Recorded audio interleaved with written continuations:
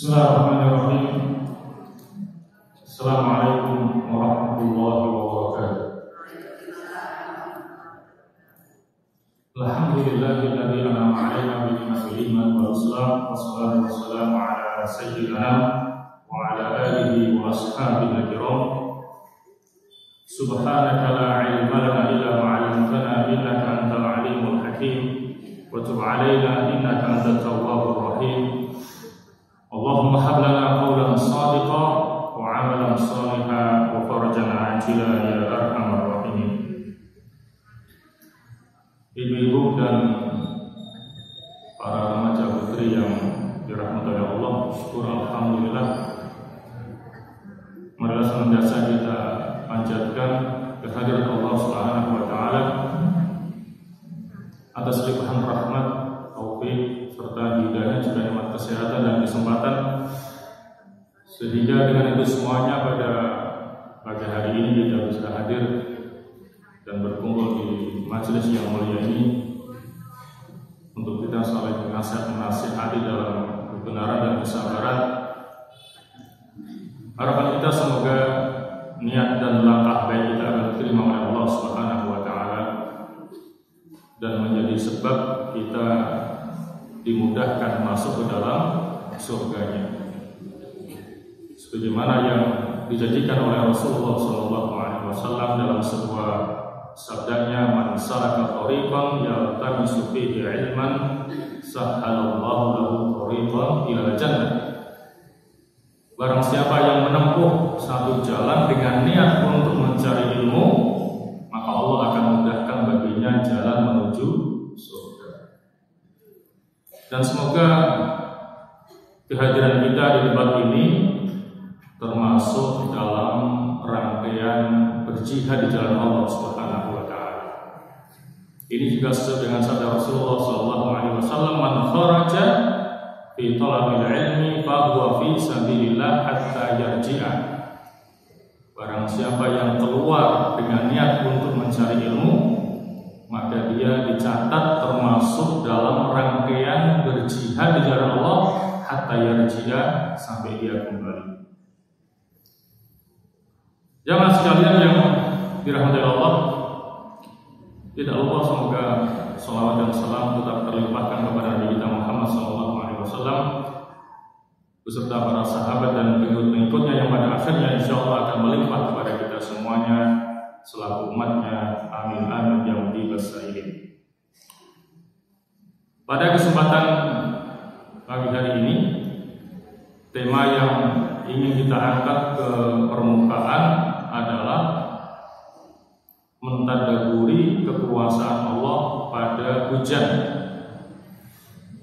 Semoga tema ini relevan dengan kondisi kita saat ini, di mana kita berada di musim penghujan, sehingga hari-hari kita sering dihiasi dengan turunnya hujan. Kadang pagi, kadang siang, kadang sore, kadang malam, sehingga banyak menimbulkan terjadinya genangan atau bahkan banjir di beberapa tempat. Nah, terkait dengan masalah hujan ini, ada orang yang senang dengan turunnya hujan, karena dianggap dengan hujan maka akan membuat tanah yang tadinya kering dan tandus menjadi basah dan subur. Sawah-sawah yang tadinya menguning kembali menghijau. Tanaman-tanaman yang tadinya mati kembali menjadi hidup. Sungai-sungai yang tadinya mengering kembali dipenuhi dengan air. Tetapi ada juga orang yang tidak suka dengan turunnya hujan,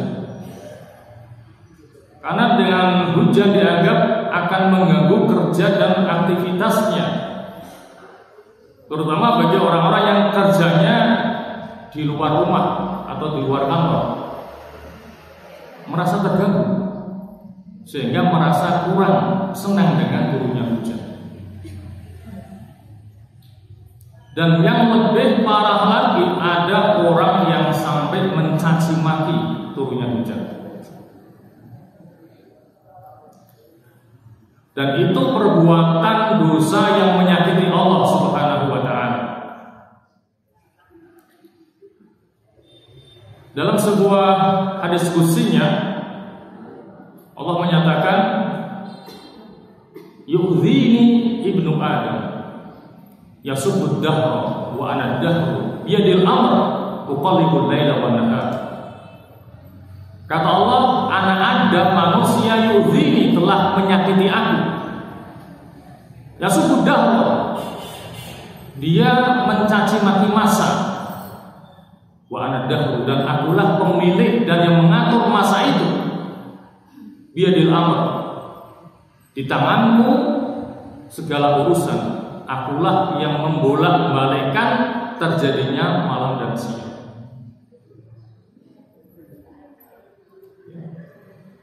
Ketika ada di musim panas, dia juga mencaci maki.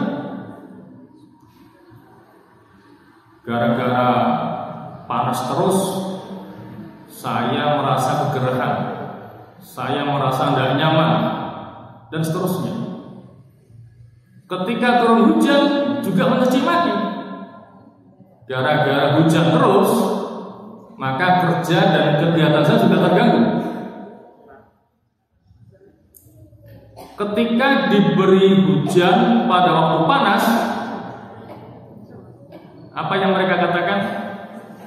Udah ketek katanya. Dikasih dua-duanya, dikasih panas sama hujan, malah meledek Allah yang ngasih hujan dan panas. Dikatakan udah ketek atau hujan monyet, ya. Saya coba telusuri dari mana istilah udan ketek ini. Memang banyak riwayat. Salah satunya mengatakan itu dianalogikan dengan kebiasaan monyet ketika musim panas, monyet turun gunung menuju ke pemukiman warga untuk cari makanan.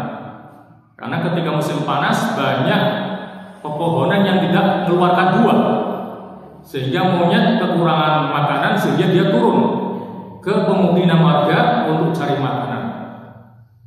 Jadi turunnya monyet dari gunung ke perumahan warga itu dianalogikan dengan turunnya hujan pada musim panas.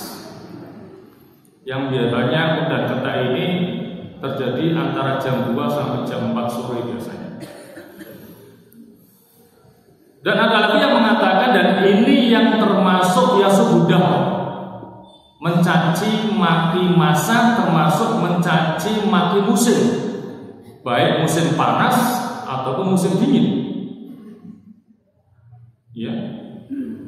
Tadi kan istilahnya udan ketek ya, berarti ini lebih kepada orang Jawa. Nah, ketika panas tiba-tiba turun hujan, mungkin ada yang mengatakan sialan, dasar udan ketek, ya itu. Jadi bentuk kekesalannya dia lampiaskan dengan ucapan sialan, dasar udan ketek. Karena ini tidak biasanya.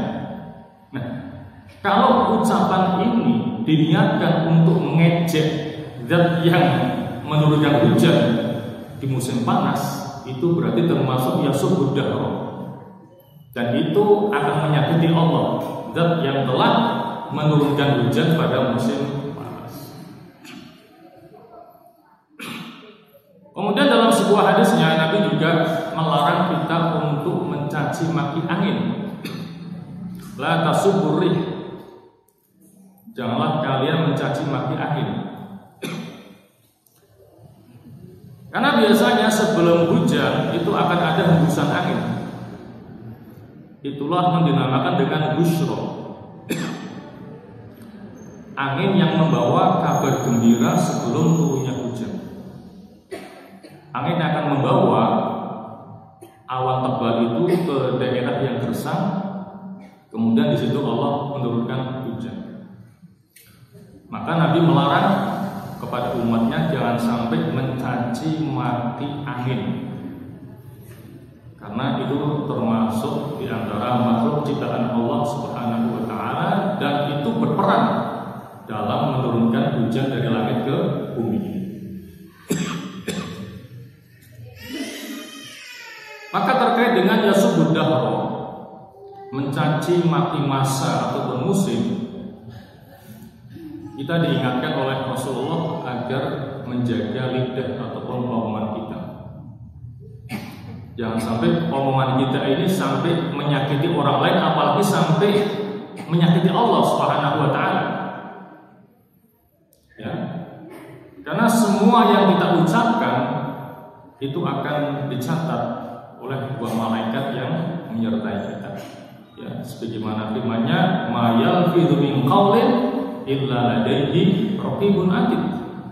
Tidak satu ucapan pun yang terucap melainkan dicatat oleh dua malaikat yang menyertai kita sesuai dengan baik buruknya yang kita ucapkan. Kemudian dalam sebuah hadis yang panjang, Rasulullah juga mengingatkan kepada sahabatnya yaitu Mu'adz bin Jabal, yang tentunya juga untuk kita semuanya. Beliau mengatakan, wa hal yaqubbun nas fin nari ala wujuhihim aw ala manakhirihim illa hasaidu alsinatihim. Bukankah yang paling banyak menyebabkan orang wajahnya terjerembab ke dalam api neraka itu dikarenakan oleh ucapan lidah. Jadi berapa banyak ucapan lidah ketika tidak terkontrol dengan sebaik-baiknya menyakiti orang, apalagi sampai menyakiti Allah, itu akan bisa menjerumuskan orang masuk ke dalam api neraka. Jamaah sekalian yang dirahmati Allah, oleh karena itulah agar jangan sampai kita ini mencaci maki hujan, bahkan mensyukurinya ketika hujan turun, maka kita akan kaji fungsi daripada hujan itu untuk apa. Nah, fungsi hujan yang pertama adalah untuk menumbuh suburkan dan menghidupkan tumbuh-tumbuhan. Ya. Tumbuh-tumbuhan tidak akan hidup tanpa air. Ya. Terkait dengan fungsi yang pertama ini, di antaranya Allah jelaskan dalam surah Fussilat, ya, ayat 39 Allah menyatakan, wa min ayatihi annaka taral arda khashi'atan fa idza anzalna 'alaiha al-ma'a tazzat wa rabat. Innal ladzi ahyaha la muhyil mauta innahu 'ala kulli syai'in qadir. Dan di antara tanda-tanda kekuasaannya, engkau melihat bumi itu kering dan tandus. Maka ketika kami turunkan di atasnya air, ihtazzat wa rabat, maka tanah itu bergerak dan subur. Sesungguhnya zat yang telah menghidupkannya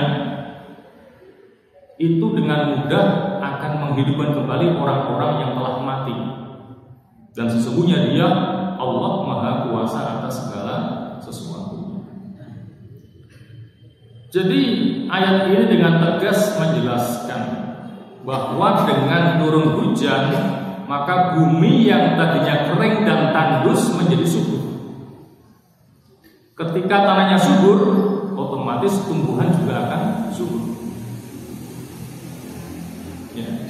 Jadi air itu punya peran yang sangat penting bagi tumbuh berkembangnya tumbuh-tumbuhan. Di antara fungsi air bagi tumbuh-tumbuhan yang pertama adalah sebagai sumber cairan bagi tumbuh-tumbuhan. Yang kedua adalah membantu akar tumbuh-tumbuhan dalam menyerap unsur hara yang dibutuhkan oleh tumbuh-tumbuhan.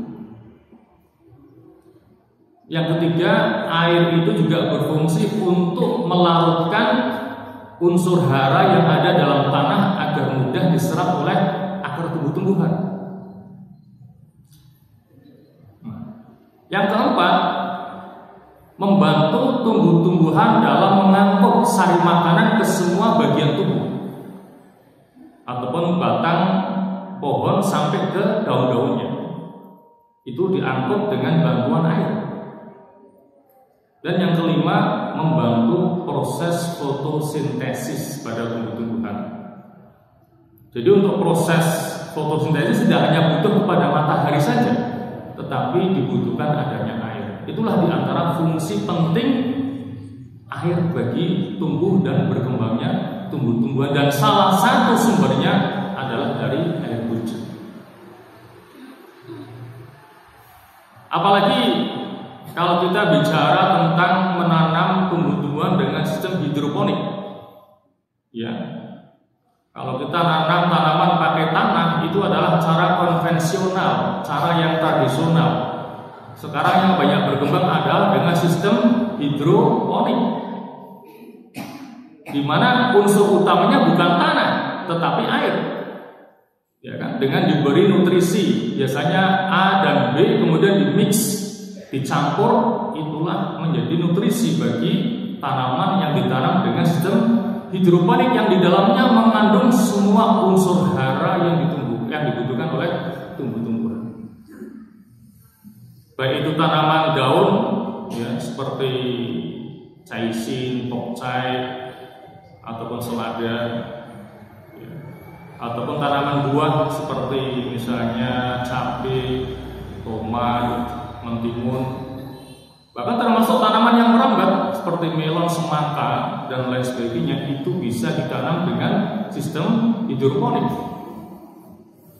Apakah dengan sistem big ataupun big, ya, dengan sistem sumbu, apakah dengan sistem merakit apung, apakah dengan sistem NFT, nutrien, film, teknik, ataupun dengan sistem DBS dan bucket system. Itu semuanya sistem dalam menanam secara hidroponik yang intinya menekankan kepada kita untuk menegaskan betapa fungsi air adalah fungsi yang utama dalam tumbuh berkembangnya tumbuh-tumbuhan. Karena dalam hidroponik kita tidak butuh tanah, tetapi yang dibutuhkan adalah air. Dan ini juga dikuatkan dalam surah Al-Hajj ayat 63. Allah menyatakan, alam tara annallaha anzala minas sama'i ma'an fatusbihul ardu mukhdarra innallaha latifun khabir. Tidakkah engkau perhatikan, sesungguhnya Allah telah menurunkan air hujan dari langit, fatusbihul ardu mukhdarra, maka dengan air hujan itu bumi menjadi hijau.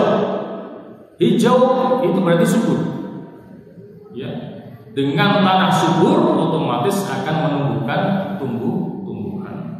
Innallaha latifun khabir, sesungguhnya Allah maha halus lagi maha waspada. Jadi itu fungsi pertama daripada air hujan, yaitu untuk menumbuh kembangkan atau menumbuh suburkan tumbuh-tumbuhan.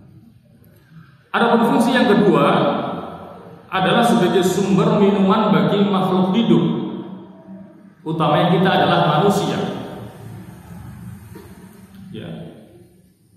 Karena cairan dalam tubuh manusia itu mencapai 60-70% dari berat tubuhnya. Jadi badan kita ini didominasi oleh cairan, termasuk air, itu sampai mencapai 70%-nya. Maka ini menunjukkan bahwa kebutuhan air bagi tubuh manusia itu adalah sesuatu yang sangat vital sekali. Kalau kita sampai kekurangan air akan mengalami dehidrasi, sampai bisa berakhir kepada kematian. Ya. Makanya sebelum Allah ciptakan manusia, Allah ciptakan sesuatu ataupun hal-hal yang dibutuhkan untuk kehidupan manusia. Allah ciptakan air, binatang, tumbuh-tumbuhan dan sebagainya. demi menjamin kelangsungan hidup manusia di muka bumi. Itulah yang dijelaskan oleh Allah dalam surah An-Nazi'at ayat 30 sampai 33. Allah menyatakan wal arda ba'da dzalika dahaha, dan bumi setelah itu dihamparkannya. Sehingga apa? Sholihatun lisukna. Dengan dihamparkannya bumi, maka menjadikan bumi itu layak untuk dihuni oleh makhluk hidup, termasuk manusia. Ibarat kita punya karpet, kalau digulung itu tidak bisa dimanfaatkan. Tapi kalau digelar, dihamparkan, maka bisa kita manfaatkan untuk kita duduki. Begitupun dengan bumi. Allah hamparkan bumi ini agar layak dihuni oleh makhluk itu. Setelah itu apa? Akhraja minha ma'aha wa mar'aha. Allah jadikan bumi ini memancarkan sumber mata airnya dan menumbuhkan tumbuh-tumbuhannya. Ya, Allah ciptakan air dan Allah ciptakan tumbuh-tumbuhan demi untuk manusia dan makhluk hidup yang lainnya. Wal jibala arsaha, dan gunung-gunung kami pancangkan dengan kokohnya. Jadi gunung itu ibarat pasak bumi yang menjadikan bumi ini stabil karena adanya gunung. Jadi yang nampak ke permukaan itu adalah bagian kecil dari sebuah gunung, karena akar daripada gunung itu terguncang ke dalam perut bumi. Jadi yang ke dalam perut bumi itu lebih besar daripada yang muncul ke permukaan. Maka fungsi daripada gunung itu adalah menjamin agar bumi itu menjadi stabil sehingga layak untuk dihuni oleh manusia. Kemudian mata allakum wa li'an'amikum. Ya, semuanya itu untuk kesenanganmu dan untuk binatang-binatang ternakmu. Jadi itulah fungsi yang kedua daripada air hujan, adalah sebagai sumber minuman bagi makhluk hidup, utamanya adalah manusia. Karena kembali kepada kebutuhan manusia terhadap air yang mencapai antara 60 sampai 70% dari berat badannya. Jamaah sekalian yang dirahmati Allah, adapun fungsi air hujan yang ketiga itu adalah sebagai ilustrasi nyata bagaimana Allah memberikan rezeki kepada makhluknya. Apa maknanya? Mengapa hujan itu merupakan ilustrasi nyata, gambaran nyata bagaimana Allah dalam memberikan rezeki kepada makhluk ciptaannya? Kalau kita perhatikan hujan, maka Allah turunkan hujan itu secara bertahap, tidak sekaligus. Ya. Kita ambil misal, dalam setahun curah hujan biasanya sekitar setengah tahun, mulai dari September, Oktober, November, Desember, Januari, Februari, katakanlah 6 bulan itu musim penghujan. Maka Allah turunkan hujan secara bertahap pada ke-6 bulan itu, tidak sekaligus. Kalau kita rata-rata dalam sebulan turun hujan sehari penuh, kalau 6 bulan itu kan berarti 6 hari. Bisa kita bayangkan, Allah turunkan hujan 6 hari berturut-turut, kita akan tenggelam. Kita buktikan hujan cuma 2-3 jam terjadi banjir di mana-mana. Ya. Karena kita tidak bijaksana dalam mengelola alam. Daerah resapan digunakan untuk pemukiman, ya otomatis banjir. Itu daerah resapan malah digunakan untuk rumah, ya otomatis banjir. Makanya Allah turunkan hujan itu bertahap sesuai dengan kebutuhan manusia, agar hujan itu tidak membinasakan manusia. Sebagaimana Allah turunkan hujan secara bertahap, maka begitu pula Allah ketika memberikan rizki kepada makhluknya, terutama manusia. Katakanlah seseorang dalam ketentuan Allah umurnya 50 tahun, ya kan? Dari mulai 0 tahun sampai 25 tahun Allah berikan rizkinya secara bertahap. Mungkin dia masih ikut orang tuanya, belum menikah.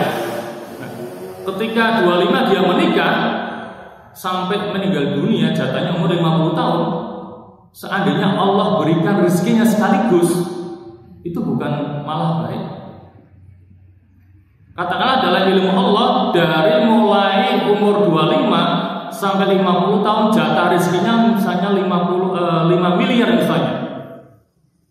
Kalau Allah berikan sekaligus pada waktu dia usia 25 tahun, nih tak kasih rezeki kamu selama 25 tahun 5 miliar. Itu bukannya baik, malah akan menghancurkan dia. Barangkali setahun akan habis itu 5 miliar. Karena kecenderungan manusia kalau pegang uang itu boros, pinginnya macam-macam, yang tidak perlu juga dibeli. Maka di antara rahmat Allah, Allah berikan rizki itu secara bertahap sesuai dengan kebutuhannya, sampai jatah rizkinya habis baru dia meninggal dunia. Ilustrasi yang seperti ini diantaranya Allah gambarkan dalam surah Asy-Syura ayat 27 sampai 28, di mana Allah menyatakan walau basatallahu rizqa li'ibadihi labaghu fil ardh. Jika seandainya Allah melapangkan rezeki bagi hamba-hambanya, artinya diberikan sekaligus, tidak bertahap, labaghu fil ardh, maka mereka akan bertindak melampaui batas di muka bumi. Bukannya baik, malah berdampak buruk bagi hambanya.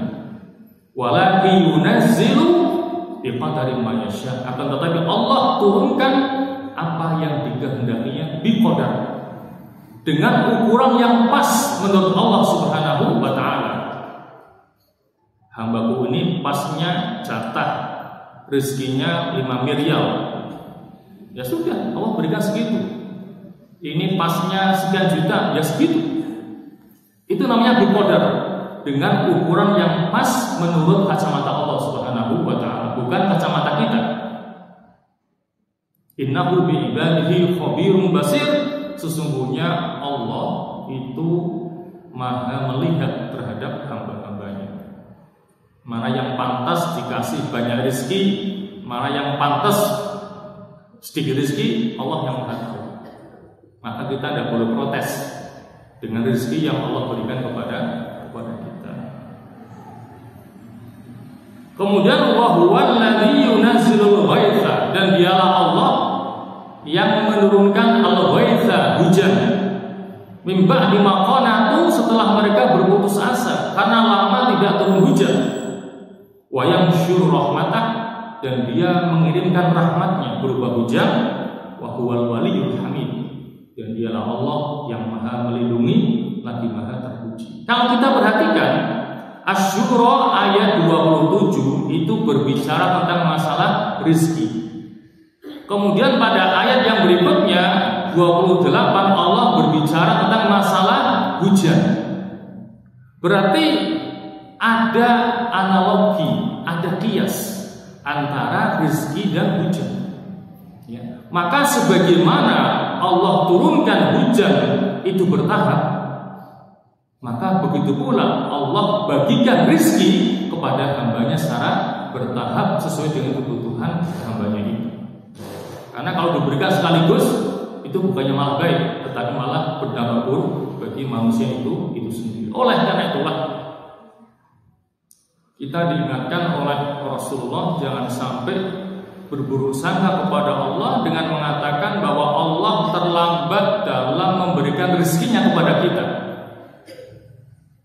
Nabi mengatakan la tastabti'u rizqa.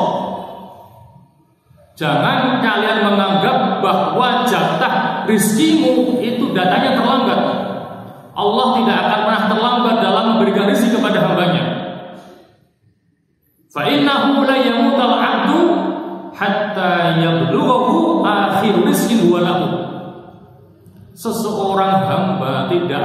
mati sampai dia mendapatkan jatah rezekinya yang paling terakhir. Katakanlah orang dijatah rezekinya selama hidupnya 10 miliar. Sebelum dia mendapatkan itu, dia tidak akan mati. Hatta kurang 1 rupiah, dia tidak akan mati. Setelah dia dapat semuanya, baru dia akan mati. Maka pesan Nabi adalah fa'ajminu fit talabi. Perbaiki caramu dalam mencari rezeki. Dengan cara apa? Akhdil halal wa tarkil haram. Hanya mengambil yang halal dan meninggalkan yang haram. Itu cara memperbaiki dalam mendapatkan rezeki dari Allah Subhanahu wa taala. Yang jelas Allah tidak akan terlambat dalam memberi rezeki kepada hambanya, tetapi hambanya harus proaktif, harus menyambut rezeki yang datang dari Allah, tidak cuma berpangku tangan. Ya Allah tidak akan berikan rezeki kepada orang yang malas. Untuk mendapatkan rezeki Allah harus dicari, harus diusahakan, harus diikhtiari dengan maksimal. Kemudian hasilnya diserahkan kepada Allah, dan itulah yang dinamakan dengan tawakal. Berserah diri kepada Allah setelah melakukan usaha yang paling maksimal. Jamaah sekalian yang dirahmati Allah, sekarang fungsi hujan yang keempat adalah hujan itu merupakan salah satu di antara tentaranya Allah Subhanahu wa taala. Allah punya banyak tentara untuk membinasakan hamba-hambanya yang durhaka dan tidak taat kepadanya. Salah satu tentara Allah adalah air. Kita masih ingat bagaimana Allah membinasakan kaumnya Nabi Nuh dengan banjir yang super dahsyat, ya kan?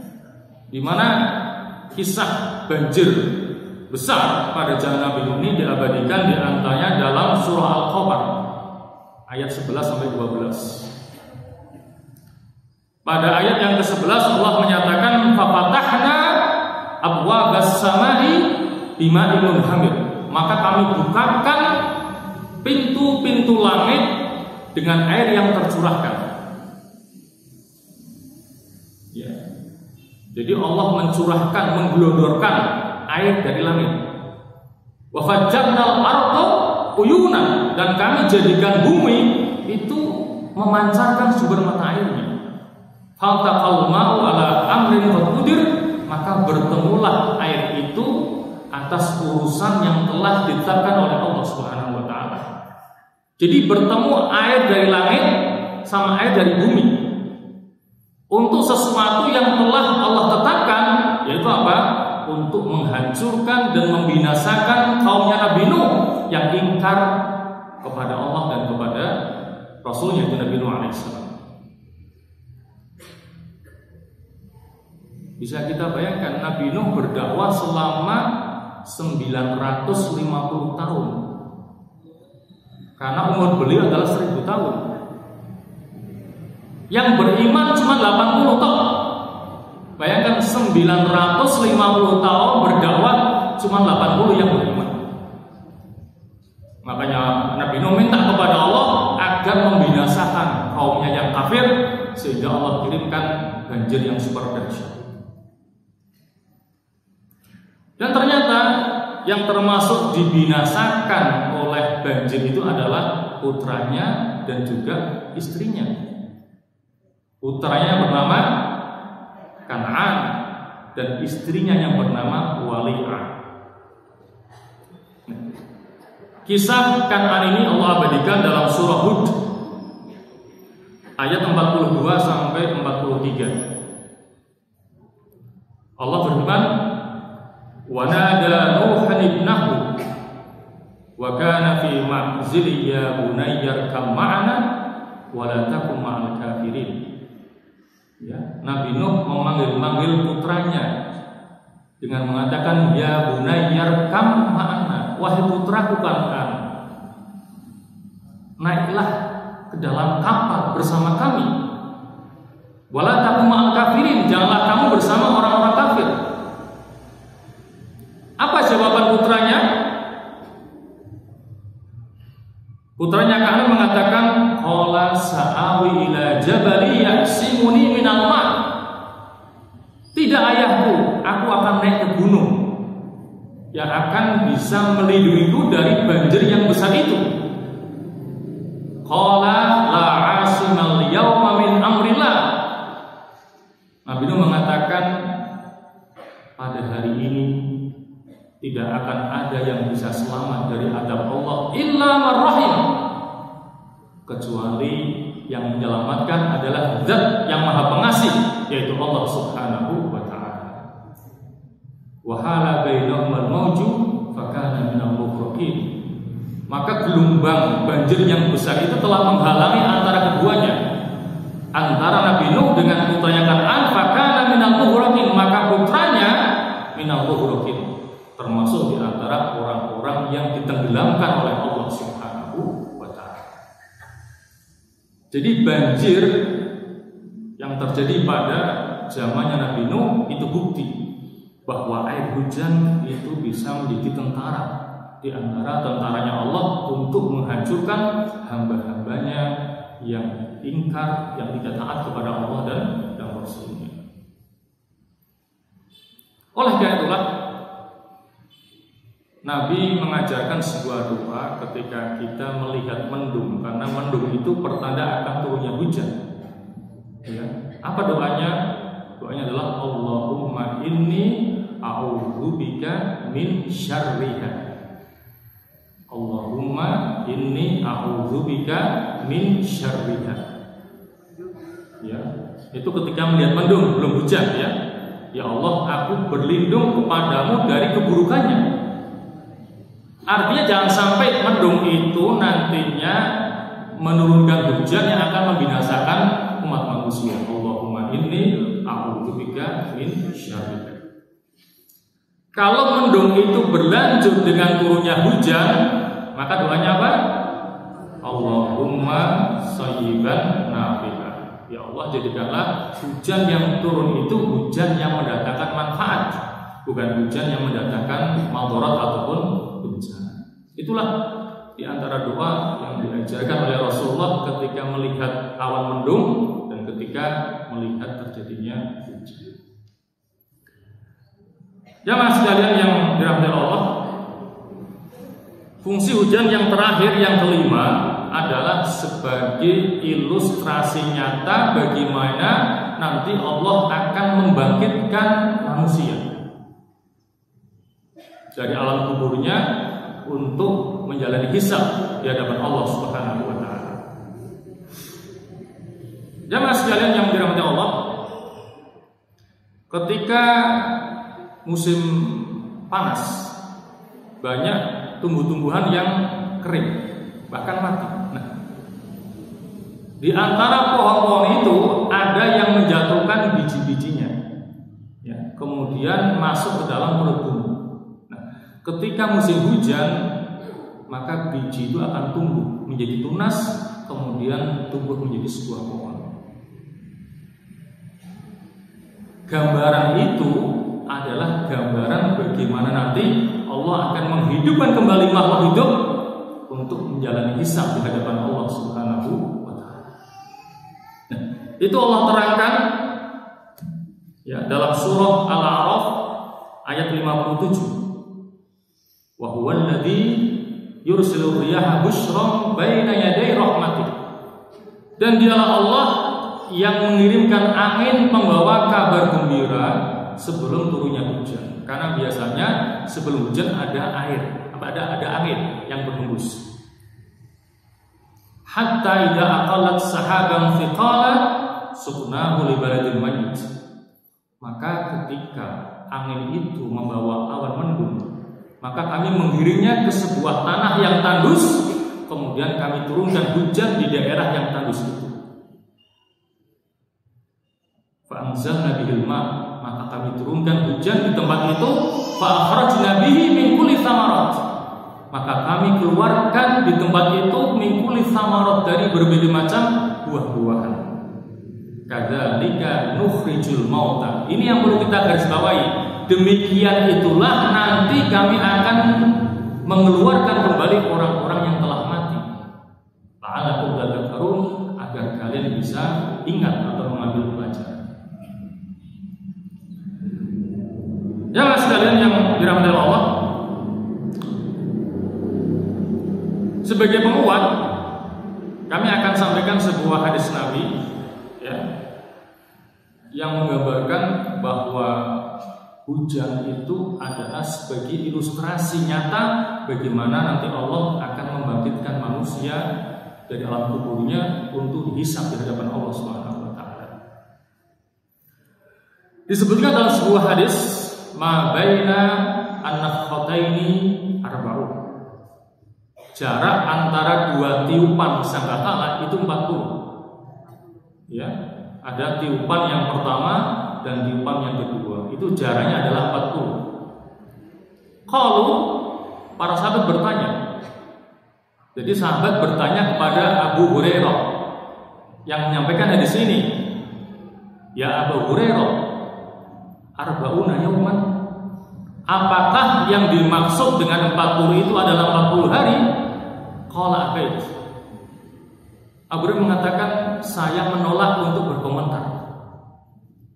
Qalu arba'una syahran, apakah maksudnya adalah 40 bulan? Qala abait. Dia mengatakan, saya menolak untuk berkomentar. Qalu arba'una sanatan, apakah maksudnya adalah 40 tahun? Qala abait. Dia mengatakan, saya menolak untuk berkomentar. Mengapa? Karena Nabi tidak pernah menjelaskan apakah yang dimaksud dengan 40 itu. Pokoknya jarak antara keduanya itu 40. Nabi tidak mengatakan apakah 40 hari, apakah bulan, apakah tahun, enggak. Makanya Abu Hurairah ketiganya dia mengatakan qala abait, aku tidak berani komentar. Karena Nabi tidak pernah menjelaskan yang dimaksud dengan 40 hari. Dengan 40 itu apakah hari, apakah bulan, apakah tahun. Tsumma yunzilullahu minas sama'i ma'an.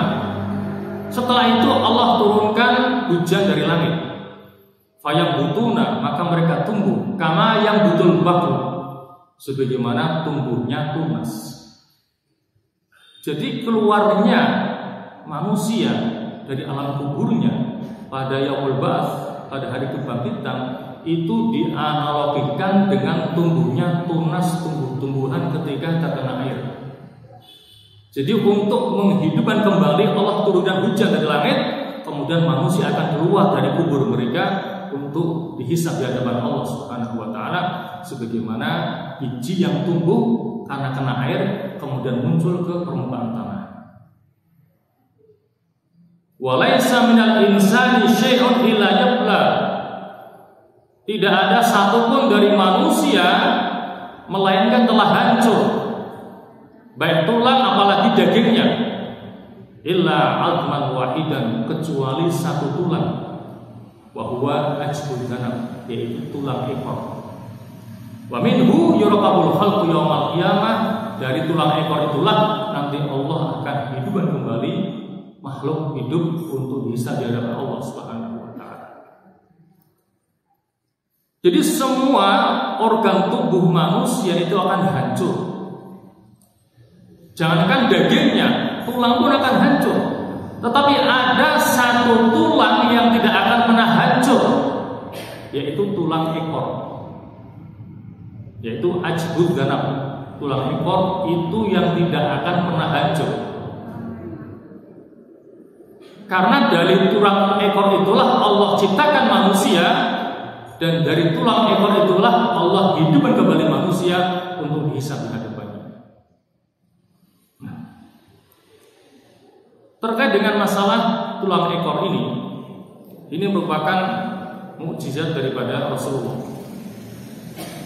Para sahabat tidak bisa membuktikan, mereka hanya percaya bahwa yang dikatakan Nabi itu pantas benar.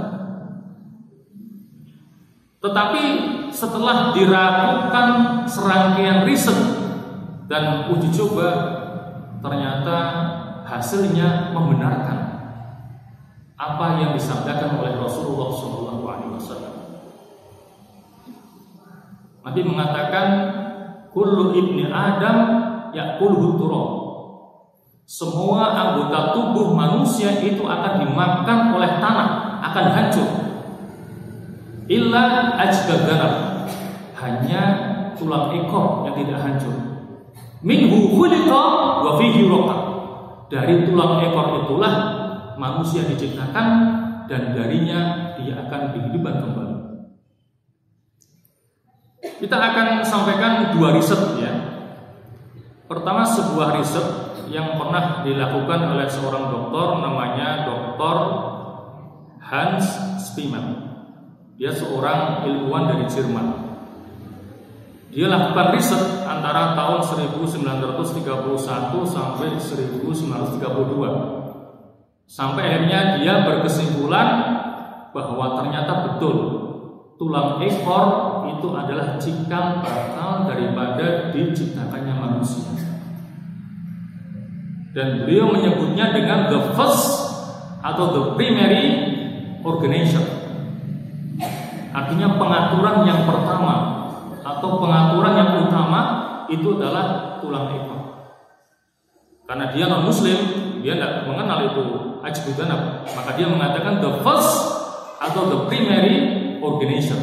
Artinya pengaturan yang pertama itu dari tulang ekor.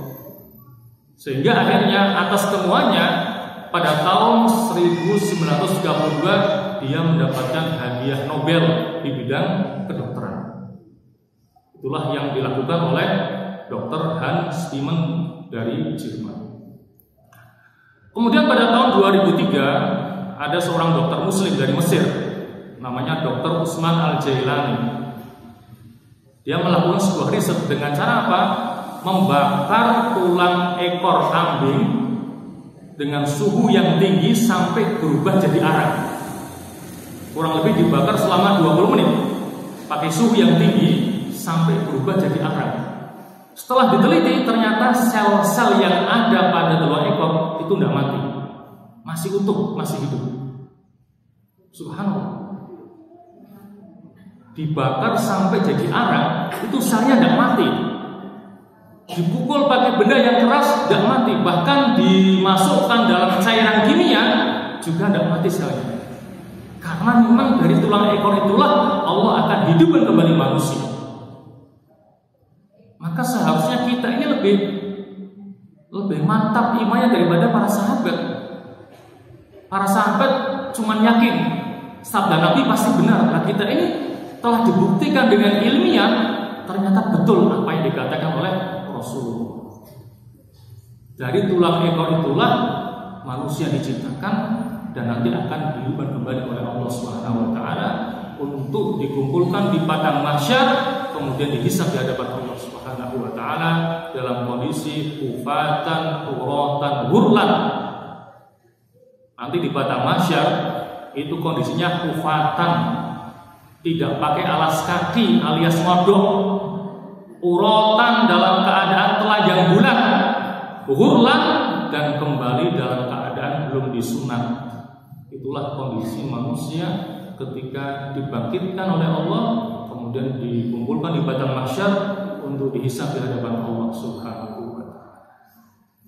Ya masih kalian barangkali itulah yang bisa kita kaji pada kesempatan pada hari ini terkait dengan mentadaburi kekuasaan Allah pada hujan. Dengan harapan setelah kita mengetahui fungsi-fungsi daripada air hujan ini akan menjadikan kita senantiasa bersyukur kepada Allah atas semua nikmatnya, yang salah satu di antaranya adalah nikmat turunnya hujan. Dan jangan sampai kita mencaci maki terhadap ciptaan Allah termasuk hujan. Ya, kalau sampai terjadi banjir itu bukan salahnya Allah, salahnya kita yang tidak pandai dalam mengelola alam ini. Hutan-hutan digunduli, daerah resapan dibuat rumah. Kalau banjir itu bukan salahnya Allah, karena Allah telah turunkan hujan secara bertahap yang seharusnya tidak terjadi banjir. Kalau sampai banjir itu adalah salahnya kita, karena kita tidak pandai mengelola ciptaan Allah Subhanahu wa taala. Itulah yang bisa kita kaji, semoga ada manfaatnya. Sebelum saya akhiri mungkin ada yang mau bertanya. Ada atau cukup? Kenapa? Ada di sini. Setiap makhluk hidup ada tulang ekornya di sini, ya. Dan itu tidak akan hancur itu. Sebutannya adalah tulang ekor, dalam bahasa agama adalah ajdud dzanab. Bukan hanya manusia, binatang juga ada. Makanya yang di eksperimen oleh Dr. Utsman Al-Jailani itu tulang ekornya kambing, bukan tulang ekornya manusia. Jadi yang dibakar itu adalah tulang ekornya kambing sampai berubah jadi arang. Ternyata setelah diteliti, sel-selnya yang ada di tulang ekor itu sudah mati. Karena kalau mati tidak bisa dihidupkan kembali. Justru kalau masih hidup itulah nanti dia bisa dihidupkan kembali oleh Allah pada yaumil ba'ats, pada hari kebangkitan. Itu ya.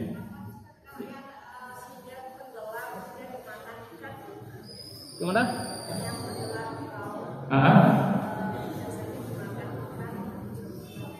Oh, tidak ada yang sulit ya bagi Allah untuk menghidupkan kembali orang yang mati, termasuk orang yang mati terbakar atau yang dimakan oleh ikan. Itu tidak ada yang sulit bagi Allah Subhanahu wa taala. Jangan terus kita punya anggapan yang mati terbakar sudah jadi tanah atau jadi abu, katakan seperti orang Cina ya. Kalau mati kan dibakar, selesai udah. Itu tulang ekornya udah hancur itu. Ya, termasuk yang mati di laut ditelan oleh ikan, tetap itu tulang ekornya masih utuh. Dan dari itulah nanti Allah akan hidupkan kembali manusia yang telah mati. Ada lagi? Cukup? Cukup ya? Baik, semoga yang kita kaji ada manfaatnya. Dan marilah kita akhiri ta'ala kita dengan doa bismillahirrahmanirrahim. Alhamdulillahirabbil alamin. Wa ta'amahu bi mazidah. Ya Rabbana lakal hamdu kama yanbaghi li jalali wajhikal karim wa 'azimi sultanik. Allahumma shalli wa sallim ala Muhammad wa ala ali Muhammad. Allahumma la tad'a lana fi maqamina hadha dhanban illa ghafartah wa la hamman illa farajtah wa la karban illa nafastah wa la maridan illa shafaitah wa la daynan illa qadaitah wa la mu'asiran illa yassartah wa la dhalan illa hadaitah wa la ghaiban illa radattah wa la hajatan min hawaij dunya hiya lak ridha wa la fiha salah illa antana ala qadaiha wa yassartaha lana bi rahmatika ya arhamar rahimin. Allahumma ja'al ijtima'ana hadha ijtima'an marhuma waj'al tafarruqana ba'dahu tafarruqan ma'suma wa la taj'al fina wa la ma'ana syaqiyan wa la mahruma. Allahumma la tufarriq hadha al-jam' al-mubarak fi hadha al-makan al-mubarak illa bi dhanbin maghfur wa 'aibin mastur wa 'amalin mutaqabbalin mabrur ya aziz ya ghafur ya rabbal alamin. Allahumma hadha du'a wa mikal ijabah ya sami'ad du'a ya dzal mani wal 'ata. Wa sallallahu ala Muhammadin wa alihi wa sahbihi wasallam. Alhamdulillahirabbil alamin. Wassalamu alaikum warahmatullahi wabarakatuh.